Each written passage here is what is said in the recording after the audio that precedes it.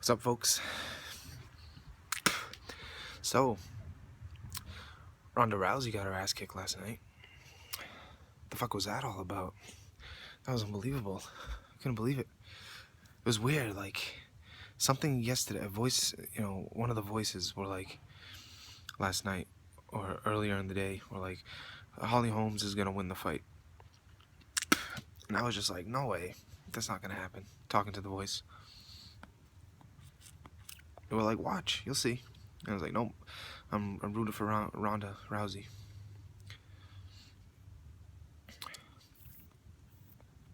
And then I got another premonition later on in the night. I was like, second round, second round, second round. That's what I kept hearing.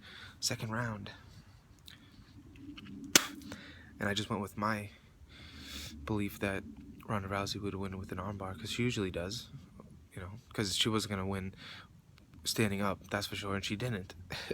She did not win standing up. She got her ass knocked the fuck out. She looked sloppy. She looked horrible. Now I feel like I can beat Ronda Rousey in a striking match. It was bad. It was bad. But yeah, she would kill me in the ground, obviously. And she wanted to fight Floyd Mayweather? What the fuck? She's crazy. Out of her mind. Oh well. There's more important news in the world going on right now, like, I don't know, maybe Syria? You thought I was going to say France. And ISIS. The bigger picture, the whole ISIS situation. You ever wonder, like, what goes through an ISIS fighter's mind? I mean, a lot of these guys are just, like, my age or younger, or like 27 is the medium age, median, and like, what goes on through their mind? And what I think is, I think it's it's a search for some kind of family connection, kind of like inner city gangs in America, like the Bloods and the Crips, like kids grow up around that, and they feel, you know that's the way to be cool and to be successful, is to be in a gang.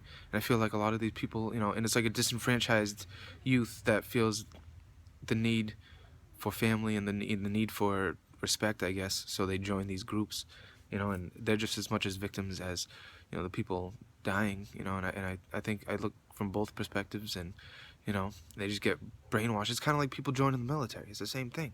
They don't have a job. The same thing with ISIS. They don't have a job. They feel they need to be part of something bigger than themselves. They feel the need, that family connection, that camaraderie. So, especially if their political views, like, if they feel like their country is against them, they're gonna join something bigger than them that is against American ideology, and it could be attractive to people, you know.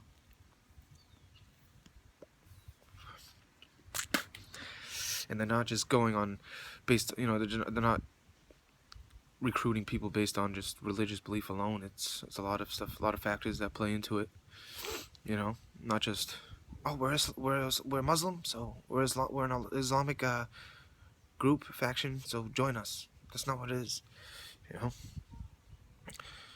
These people, these kids are looking for something to join, looking for something, that helps them feel accomplished, Well, then you say, well, America's the good guys, the military is the good guys, and the terrorists, quote unquote terrorists, are the bad guys. But I mean, I see the similarities in them, and maybe that's why they fight each other. Maybe because they see themselves as equals. Maybe they are equal. Maybe people that are the same, fight against each other because of the equality that they have and the similarities. That could be that's a possible scenario. It's like they're so equal that they fight each other. That's like a fight. That's like a boxing match, an MMA match. The two people are equal, same weight class. But that's the only thing that's really equal. I mean, they could be better skilled in Ronda Rousey's case, she was obviously not as skilled at striking as Holly Holm. So, you know, but there always has to be some kind of equality in there that makes them want to fight each other. You know, like, we're the same weight. We're in the same weight class, and you're not better than me. I'm better than you at this weight. I'm better than you at that weight. Okay, well, that's could be the same thing for, militaries. They're all fighting for the same goal. But then again, you look, the militaries aren't equal. You know, America is the strongest military, and they're all over the world. You know, policing the nations, if per se. They're just around there doing what they want to do. Kids committing suicide, blowing themselves up. It's like, shit. They may see that as brave, suicide. My view on suicide is, there's no really, I don't have like a straight answer for that. It could be seen as heroic. It can be seen as cowardice, as a cowardly act. I don't know.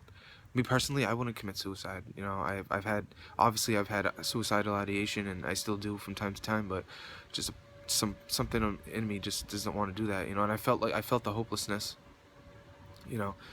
of wanting to do that, but I think my beliefs kept me going.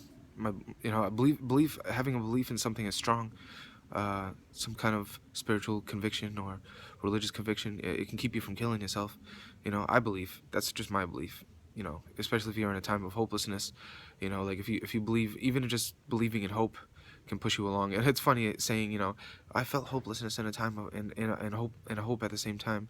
I felt hope and hopelessness at the same time.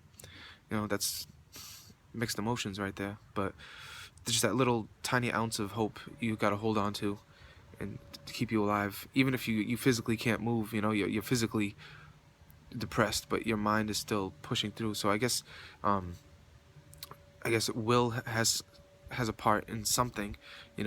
It's not like you're depressed and you die automatically. Like, it's not like if you're depressed you just commit suicide. That's one of the symptoms of depression, and bipolar depression is suicide.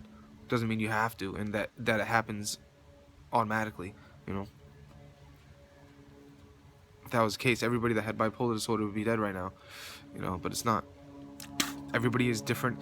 Everybody has a unique way, a unique bipolar disorder or a unique schizophrenia. Everybody has, even people. That's what I'm saying. No one's equal. Everybody has a unique, like, mental illness, or everybody can have the same mental illness, but everybody is unique in their way of dealing with it, and the symptoms are just, the symptoms are similar, but you have a different way of expressing the symptoms, I guess you could say. Yeah,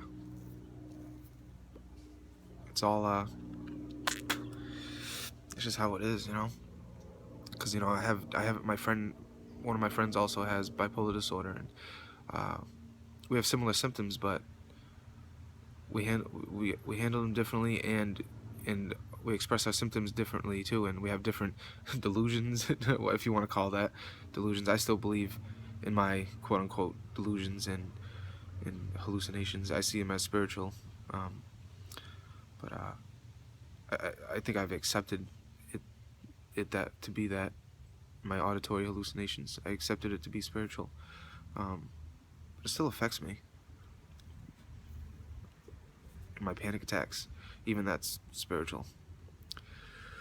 But I guess it's all a matter of perspective and how you look at it. Whatever helps you cope, I guess. Even if it wasn't spiritual, I can still look at it that way, and still deal with it in a psychological or psychiatric way. But spiritual, holistic medicine helps too. Meditation, all that spiritual stuff helps with my symptoms. So can't help it. I gotta spit. I gotta spit this mucus out. It's disgusting. I'm disgusting. I smell like BO. I don't care though if I smell like BO. I just thought I'd let you know. But soon I gotta go, cause my time is up. The next one is in a few minutes. So fill up your cup. and enjoy. All right, I'll be back.